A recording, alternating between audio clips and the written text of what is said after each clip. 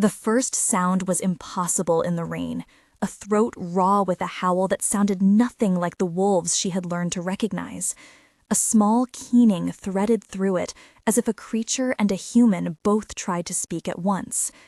Lyra froze, the axe in her hands gone suddenly heavy as iron, and the world narrowed to that single broken note. She had spent 3 years hiding from claimants, from alphas in anything but name, moving like a shadow between hedgerows and ruined walls to avoid the silk and iron of their courts. She had sworn she would not be chosen, yet the noise bent her toward the river, where a fragment of fur flashed against the stones, and a body, half submerged, turned its head and met her eyes with an intelligence that was not quite animal nor entirely savage. She did not think. She stripped her gloves and waded in, water biting through her boots, rain stinging her scalp, the leather of her jacket damp, and she reached for the small, trembling thing as if the rain itself had shoved her hands forward. Who leaves a pup here, in the current, when the woods are full of eyes? Who would trade a life for a secret? If she failed, the winter and its hunger would take another soul. If she succeeded, perhaps she would be the one marked anew, pulled into a world she had avoided. She wrapped the pup against her chest, feeling its pulse flutter like a frightened bird, and she did not know that the simple lift had been watched from where shadows kept their own counsel. I never imagined my life would bend back toward the pack because of a single wet whimper, she thought, feeling the rain and the strange awareness that followed them both. Lyra's refuge was a ruined mill on the edge of a long estate, a place where moss devoured stone and the mill wheel lay still like a sleeping beast. She carried the pup into the main room, set it on a folded coat, and set about making tea with hands that trembled from cold and something else.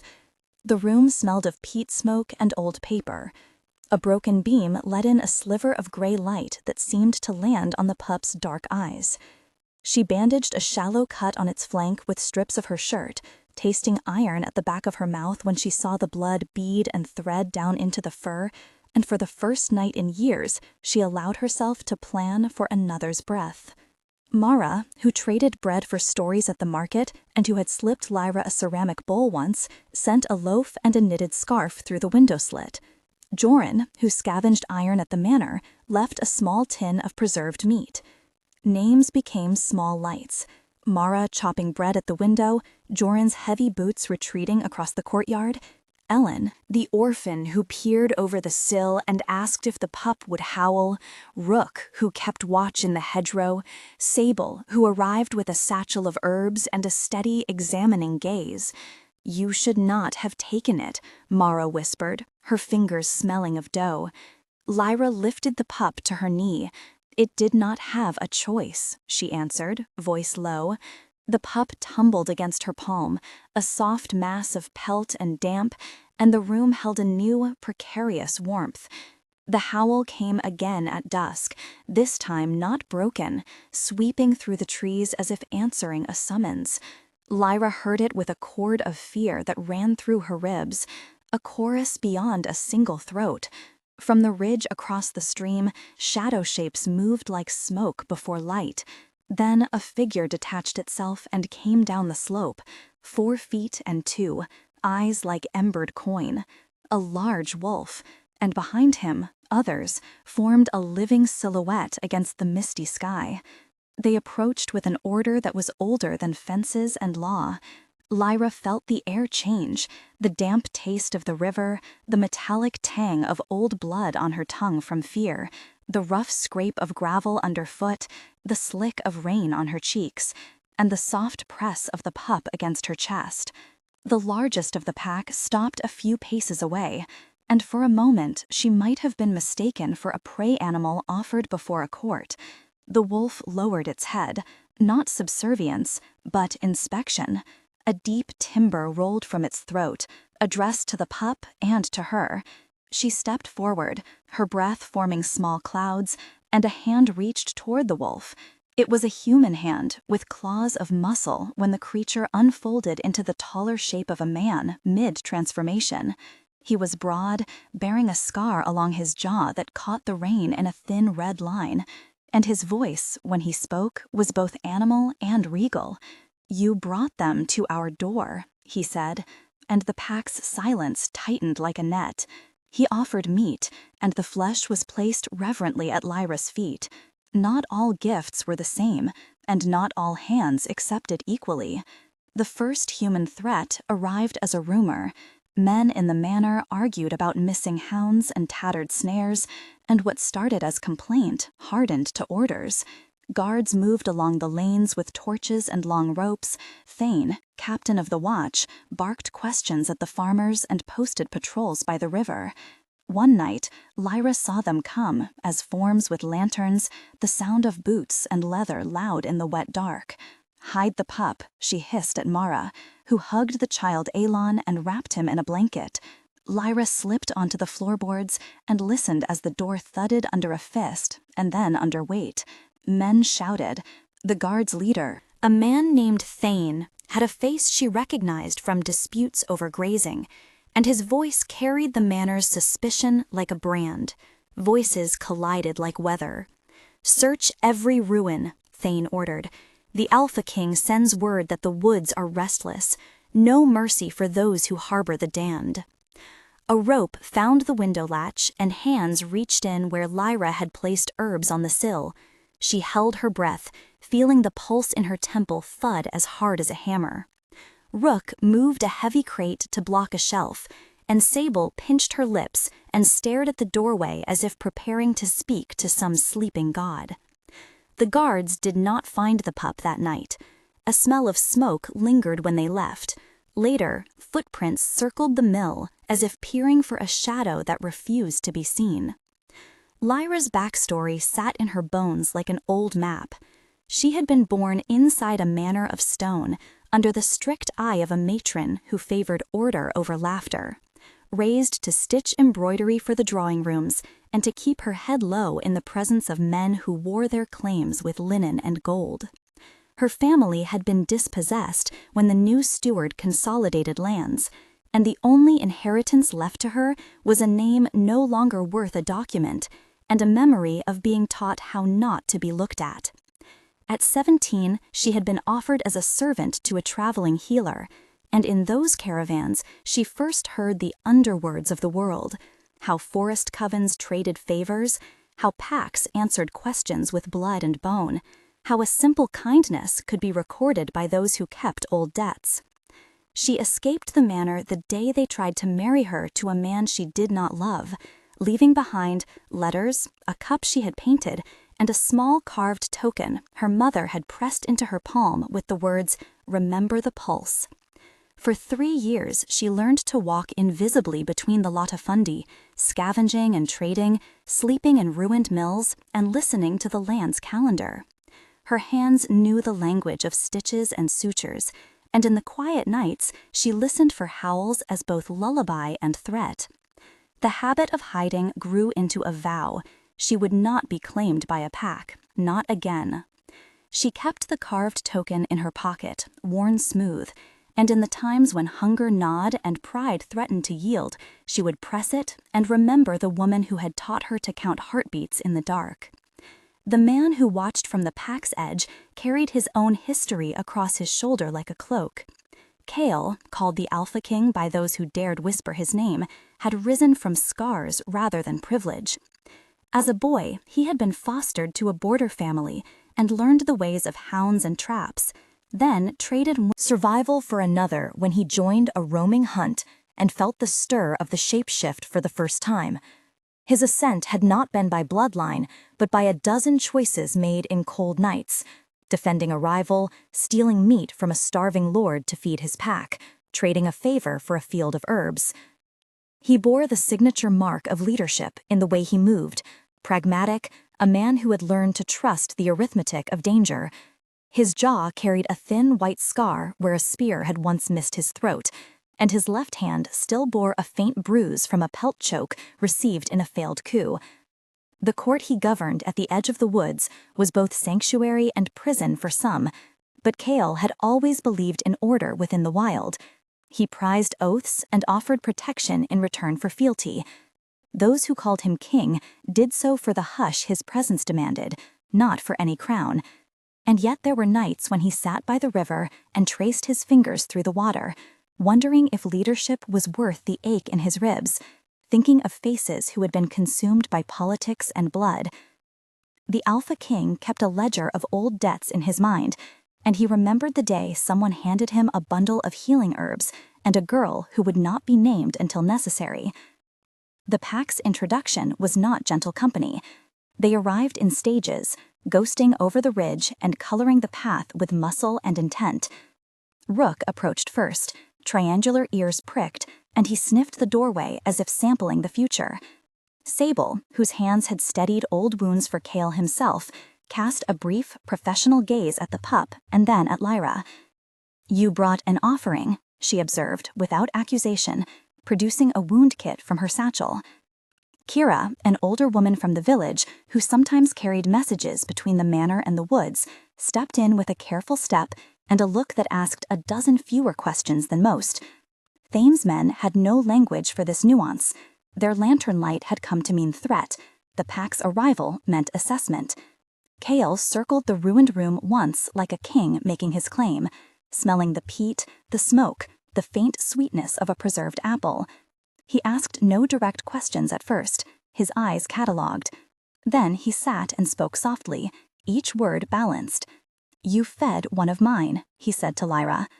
She answered truthfully, because a lie would show in the slight shift of her shoulders. It was dying.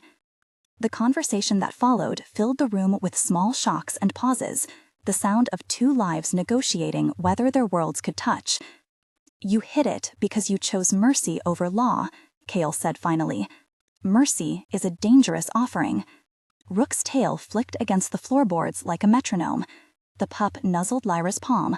The pack's law, a naming, a ritual quiet as ash, and the question hung in the air like smoke, waiting to settle. The first real conflict with men came when a patrol mistook the pack's tracks for a raid and set a spring. Lyra was outside the mill when she heard the shout and the snap of a trap. The world tightened to the metallic taste of adrenaline, the sting of gravel against her knees as she slid, the soft giving of a branch as she used it for leverage, the cry that tore from the woods. She arrived to find Elon pinned by a snare, the rope cutting a pale half-moon into his small thigh, his face a sheen of terror and dirt. A guard's torch swung, casting long teeth of light. "Step back," one of them yelled. Kyle barreled in, not yet fully formed, and batted aside a man with the careless force of someone used to moving flesh like weather. The scene scattered into a flurry of speech and snapped commands. Lyra knelt by Elon, fingers working quickly, hands slick with sweat and the bright smell of blood. Sable barked a curse and produced a poultice that steamed when applied. "Hold him steady," Lyra commanded, because she knew the order of saving a life better than the order of courts. The patrol tried to seize the pup. Thane's voice demanded compliance. "You will hand him over," Thane said, jaw clamped. Kael answered with a low growl that vibrated against Lyra's shins. The pack made a wall, bodies lean and taut, and the guards hesitated. The tension broke like struck glass when a crossbow bolt whistled through the trees, nearly grazing Rook. Men scattered and shoved, and Lyra felt the warmth of fear like a cloak. When it settled, someone had been shot with a jagged arrow of unknown make. The patrol left with threats in their teeth and promises of return. Lyra tended the puncture on Rook's flank with fingers that would not be steady, tasting iron at the back of her throat, thinking that their refuge had become too dangerous for silence. At the heart of the story lay the choice that wound everything together, the naming ritual and the pledge that might bind Lyra to a life she had sworn to avoid. The pack expected offerings in exchange for sanctuary, raw meat, an offering of blood, or a promise. What they had not expected was the way Lyra moved through their customs with the careful skill of someone who had been trained to lie and stitch. She learned to speak the old words in tiny breaths, the ritual's cadence slipping from Kale's lips into her ears with the smoke of burned rosemary. Sable taught her how to bind a wound so that it would close firm and without infection, showing the exact pressure and the spice to bruise into the cloth. The process of naming required a night beneath a moon shrouded by thin cloud, the pack forming a ring. Lyra brought an old coinstead token, worn by her mother, and laid it upon the earth. Kale dipped his hand into the dark soil and touched her wrist, feeling the pulse in a way that was both intimate and functional, like checking the tide. "We do this not to claim you," he said, "but to mark you as kin who can be trusted with our secrets." The cure required words and blood, the token rubbed in a smear of iron, not in sacrifice, but in acknowledgement. The explanation was simple, technical, precise. The blood act opened a channel of scent memory that allowed the pack to recognize her as kin in the dark. A scent marker diffused through shared sleep would prevent confusion during hunts, and a name given in the moonlight would anchor that marker. It was not magic in the way stories told, but a process of scent and sleep and mutual awareness, a crude technology of noses and nights. The ritual took less than an hour to perform and changed everything. There were conversations that mattered and those that kept secrets by silence. Lyra and Kale spoke in slow exchanges that carried unspoken meanings. Their first long talk after the naming spread over the embers of a small fire while rain pattered like fingers on the roof. "Why hide from us?" Kale asked, voice low. "Because I have been owned before," she answered. "Because I have seen promises made in gold and broken with a shrug." Kale's eyes were calm and unreadable. "Not all who lead wish to own," he said, and the words were both reassurance and challenge. They argued softly about the shape of leadership and the cost of safety. "If you stay," he said, "the manor will not be able to simply walk away." "I do not want to be your symbol," Lyra replied, and the air between them was like stretched wool. "Then do not be," he said, and their negotiation continued, with small humor, with barbed teasing, with touches as accidental as a glove falling from a table. The dialogue ballooned into a longer exchange, 8 notes that built like a song: a question, an answer, a deflection, an apology, a confession, a promise, a fear, an admission. Each line landed with a subtext that spoke louder than the words. He wanted to protect the pack, she feared losing herself. By the end, neither had a clean victory, but both had a new understanding. Tension rose to a near breaking point when a new force invaded the pack's margin. A man from the king's court, a hunter named Draven, arrived with a retinue and a cold hunger that smelled of coins. He bore a small insignia from the castle and a smile that slit like a blade. He had been sent to root out what the king called unregulated orders living at the county's edge.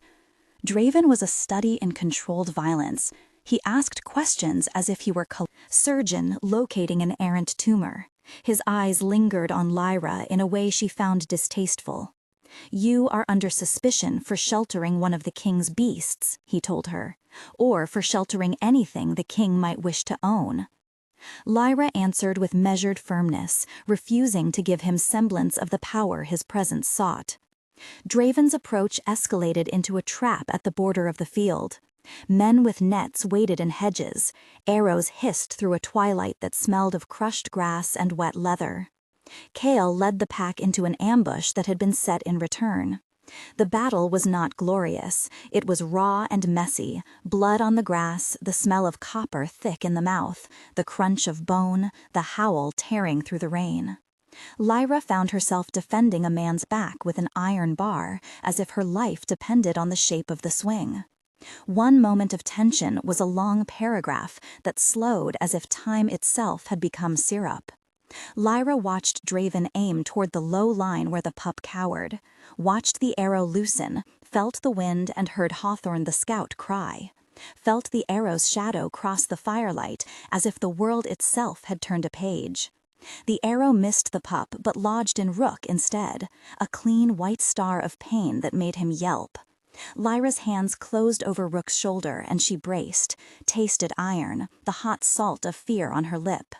She moved with the single focus of someone who had practiced triage in barns and basements, pulled the shaft free with a twist, her fingers trembling, the sound of the pack's howls folding into her own breath. The moment hung, stretched, and then broke with a sound like a torn sail. After the ambush, they retreated into a deeper wood where the air felt thicker with history. Cale insisted they move to the hollow by the old oak where he had once been nursed after a winter injury. There, in a circle of roots and leaf mold, Lyra learned the small, intimate crafts of pack life. She learned to braid cord that would not snap when pulled, to track the scent of deer through the silt and moss, to read the half-moon's shape like a clock. She taught the pup to trust the sound of her voice, the cadence by which she would call it, and in exchange, Cale taught her to bear the noises of the night without flinching. The pack introduced its members. Rook, a sullen sentinel whose humor came in small-edged comments. Sable, healer and seamstress of wounds. Kira, who kept the old stories and who arranged the offerings at dusk. Joran, who always laughed too loud for midnight. Thane, the guard, who had grudgingly learned to respect the pack's boundaries. And Brother Hald, a reclusive herbalist who provided salves and endless grim recipes. Each had an action that proved their place. Rook stood watch beneath the moon. Sable stitched new skin on old wounds. Kira taught Aelin the words that meant refuge. Joran traded news for iron. Thane patrolled the farther edges with new courtesy. Brother Hald brewed a bitter tea that would steady a shaking limb. Tension climbed toward a climax when Draven returned with more men and an oath from the kin that beasts of the border must be tamed. They set fires at the perimeter to flush the pack, and Lyra watched flames lick the low bracken, felt the heat sear her cheeks, smelled charred roots and the metallic tang of fear. The pack surged to defend their dens and their kin. In the confusion, the pup was taken, plucked from behind a hedgerow by a man who did not know how to hold something living. Lyra saw the shape of him running away, heard the pup's keening slice into her chest like a blade, and she ran. Cale came with her, a wind of muscle, and together they chased across fields where the grass had been flattened to muddy ruts. The scene slowed into distinct images, the hiss of the torch, the pup's wet pelt, Cale diving, Lyra's hands burning with a rope that bit into her skin. They reached the man, and a struggle folded into the new dawn. A blade flashed and cut Cale's forearm, drawing blood that painted his skin with a rude honesty. Lyra wrestled the pup free, and for a breathless, suspended second it was just the three of them. Sweat on Lyra's brow, blood on Cale's hand, the pup's breath hot against their palms. They made camp after the violence, but the wound to Cale festered despite Sable's skill. The poison in the blade was part of a larger tactic, to leave a leader weakened, to show the pack they were not safe even at their heart. Lyra watched the burn spread along his wrist, a bruise that bloomed purplish and ugly. There was a plan to save him that bordered on the ritualistic, a mixture of herbs and blood, rest, and a pledge that would alter them both. The cure required a specific procedure. Sable ground fever root and fern into a paste, mixed it with old ash and the sap of a weeping tree, and then applied it in staggered compresses that had to be changed with precise timing, every hour on the hour for 3 days. The paste drew out the toxin in a slow, painful bloom. It smelled of iron, wet earth, and something lacquered. Lyra sat by Cale, spooning the mixture into his mouth between treatments, feeling his pulse like a line of wood under her fingers. The process was clinical in voice and intimate in touch, and it lasted long enough for decisions to grow heavy. If he lived, what would they become? If he died, how would the pack reckon with the loss? The night before Cale's fever broke, they spoke in a quiet that was almost prayer. Kyle hand, bandaged and sticky, found Lyra's, and words came small and earnest. "You have been running from a crown you feared," he said. "I do not ask you to accept mine without cause." "I am not certain I ever wanted anything to be given to me," she replied. Their exchange stretched into a fuller conversation of 8 or 9 parts, each sentence a chord that revealed more than the previous. They talked about cages, about the shape of freedom, about the idea that being claimed did not have to mean owned. Lyra admitted her fear. "I wear my past like a chain." He answered with a story of a winter when he had had nothing but a handful of oatcakes and a promise he would honor, and the way that kept him moving. Between their speaking came the silent language of fingers and breath and small tasks, smoothing a blanket, adjusting a bandage, the careful passing of a cup. The weeks that followed were a slow unspooling. Lyra learned that working with the pack was not about surrender, but about building a place where choices could be honored. She found joy in small moments, the pup curling against her ribs at dawn, the way Rook would bring a found toy and lay it at her feet like an offering, the scent of roasted meat on a winter night, blood and smoke and the sweet tang of hard cider. But the shadow of Draven and the crown never fully receded. He returned once more, this time with a mandate that carried the weight of the Alpha Ting himself. He wanted decisive proof that the pack could be summoned to the court or broken. There was a demand for someone to be brought to public penance, and the pressure forced choices among the pack's elders. Kira argued for diplomacy, Thane advised a show of restraint, Brother Hald called for cunning, and Joran suggested meeting force with force. The debate spun like a wheel until Kyle rose and offered a solution that none had predicted. He would go to the manor and speak face to face with the one who had framed their lives at the edge. They prepared for his journey with ritual and with the odd ceremonial gifts that packs used for political travel. A wrapped offering of cured meat, a strand of braided pelt to mark kinship, a small stone carved with the oldest oath. Lyra wrapped the pup in a scarf and tied around it a strip of cloth dipped briefly in Kyle's scent, a practical detail designed to keep the pup from being mistaken in a crowded court. The day of departure smelled of packed bags and wet leather, of the sharp bite of dawn. When Kyle stood in the doorway, an entire chapter of the pack seemed to gather in his shoulders. He kissed Lyra's forehead with a touch that was both blessing and promise, and then he left with a retinue. That included Rook, Sable, and a pair of sentinels. He carried with him the knowledge of their life and the weight of their future.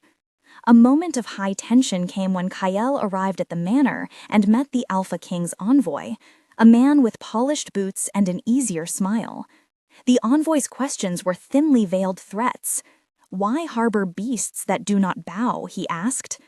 The argument tightened like a wire. Kyle offered words of treaty, of mutual respect and boundaries. Instead, he was met with a demand: surrender a member of the pack to the capital to be judged. The conversation took on the shape of a court, and Lyra, who had traveled with the group in secret, felt the air leave her like a body forgotten in winter. The envoy's hand displayed a parchment sealed with the king's sigil, and there was no room for negotiation, only the pressure of law and the weight of a crown that wanted spectacle. Kyle's jaw set. Something deep and ancient in him rebelled. Without a sword, but with a voice honed by battles of diplomacy, he refused. The envoy turned color and left with a thin-lipped promise that the king would see them for what they were. The tension broke with the hush of men who felt the ground tilt beneath them. Back at the mill, Lyra and the pack prepared for the inevitable. Draven's return was swift and brutal. He led a raid meant to teach the pack a lesson. They set snares and spread lantern light wide across the moor. Lyra found herself in the thick of it as the world narrowed to smell and sound. The wet scent of fox and grass, the sting of smoke in her eyes, the press of bodies, and the metallic ring of steel on bone. She fought with a fierceness that surprised her, as if the very bones of her had been rewoven during the weeks with the pack. She moved alongside Kyle, their steps a practiced counterpoint. The battle left the earth torn, the air ragged with smoke, and a new, raw scar across the land where men and wolves had bled alike. When the dawn finally revealed the aftermath, they counted the cost. A sentinel lost to an arrow, a handful of homes ruined, the man, Draven, wounded but alive. The victory was bitter. They had not bested the crown. They had made a stand that would be remembered. The resolution came when the king himself, curious about a rising legend at the realm's edge, sent a small retinue to parley with Kyle. The meeting in the great hall smelled of wax and old stone. The king, tall, gray, a presence like slow-weathered iron, spoke of duty, of law, and of the necessity of order. He listened when Kyle replied, head inclined like someone reading a long ledger. Lyra watched from a shadow, the pup now a pulsing, grown thing, and felt strange pride that the creature had survived the winter. The king proposed terms, recognition in exchange for tribute, a formal acknowledgement of the pack's autonomy if they would pledge a certain obedience when the realm called. Cabarel negotiated with the kind of patience only earned in long winters.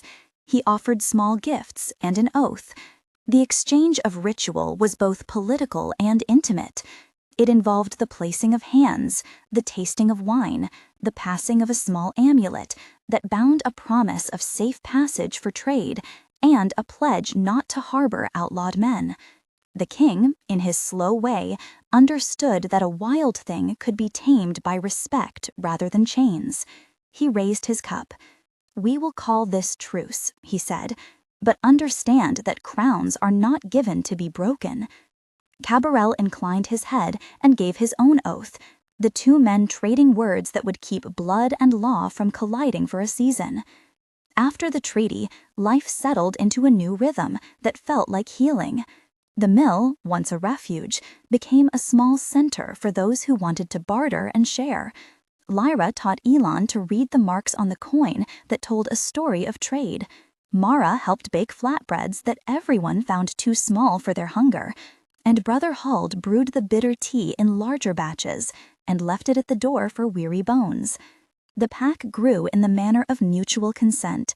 Some joined because they wanted kin. Some stayed for safety. Some left at first light to roam. Lyra found a place that fit, not as a cage, but as a shape she could step into when it suited her. Cabarel and she did not rush the intimacy that had threaded between them. They shared tasks and stories and small jokes that were private as stitches on a seam. He gave her a small carved token in the end, not to own her, but as an acknowledgement of a shared path. He called the token an offering, and Lyra kept it tucked alongside the coin her mother had given her. It was a small string of proof that bonds could be made without the iron of enforced claims. There were 3 paroxysms of fear that slowed time in the months that followed, each unspooling like a slow voice in night. The first came when the king threatened to change the law and demanded an example in the borderlands. Lyra felt the ground tilt as men came with new edicts and old grudges. The second came when Draven returned, in winter, with a cunning plan, and set a snare that caught Sable by the wrist and poisoned her. The hours that followed were a drawn-out calculus of herbs and compresses and the ritual cure that Lyra had learned. The third came when a stranger, a woman in a traveling cloak, whispered that another pack across the river sought to claim Cowell's position by blood and oath. Alone.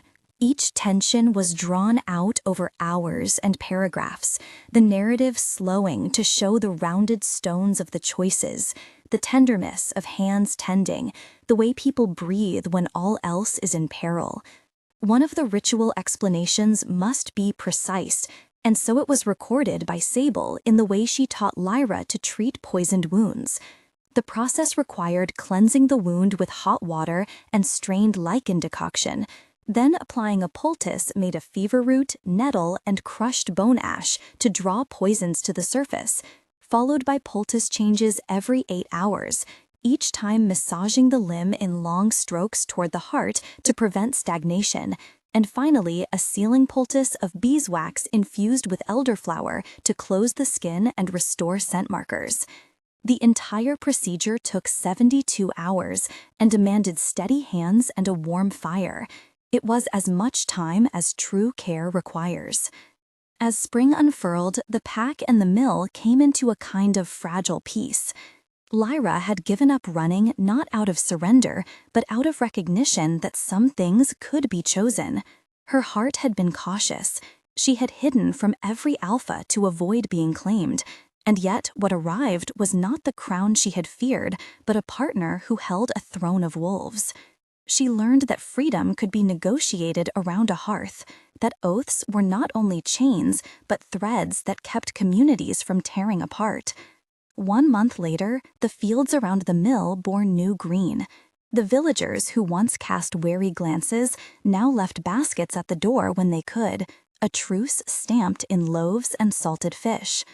Mara had opened a small stall at the crossing and sold sweetbreads that smelled of honey and the brash bite of wild nettles. Joran had managed to mend a plow and offered it to a family whose land had flooded.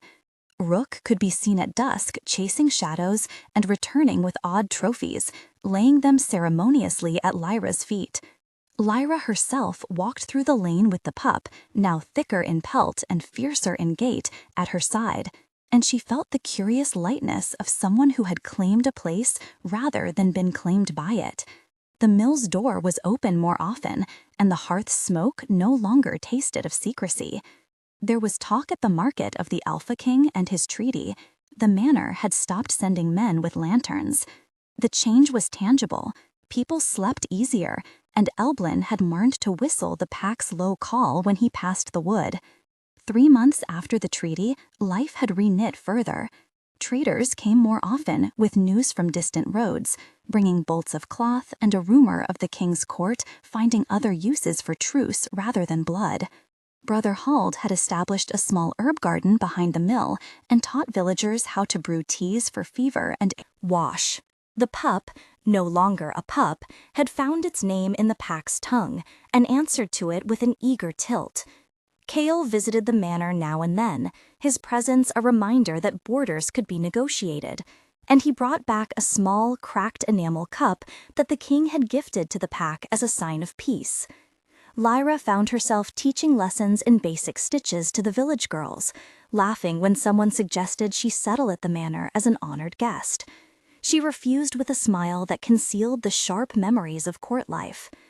The pack's numbers steadied, and while threats remained in the outer months, their frequency diminished. The most jarring sign was the shift in the way children played. They no longer hid behind skirts when a wolf's hair flashed at the wood's edge. The world felt a fraction safer. 6 months on, the change had become a kind of story.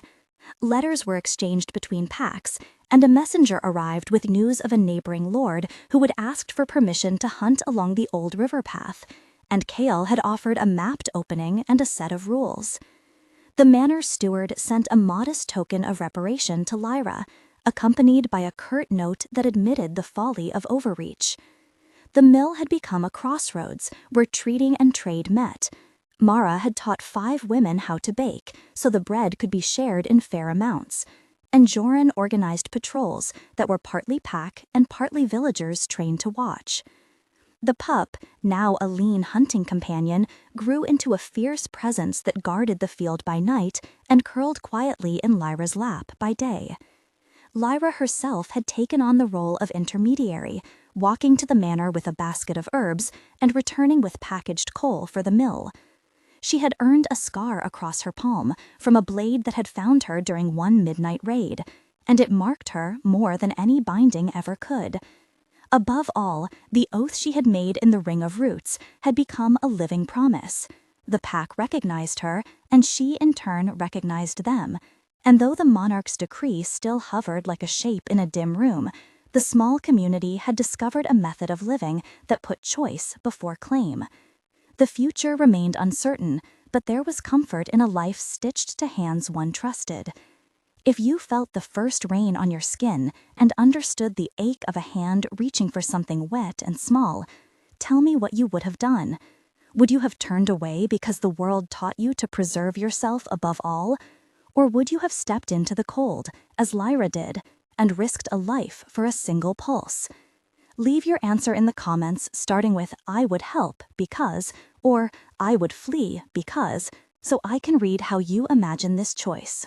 I read many of the comments and often return to a few to reply because the stories you bring help me see faces and motives I might have missed. We are building a place where choices are not judged without context, where small acts of mercy become the seeds of complicated futures. Sharing your reaction does more than vote on a plot point. It connects us through tiny, brave decisions. Thank you for taking a moment. Now the pack sleeps uneasy tonight, and Lyra does not realize that word of that night has reached farther than any letter. The king notes small rebellions and small kindnesses alike, and someone out there is already turning a thought into action.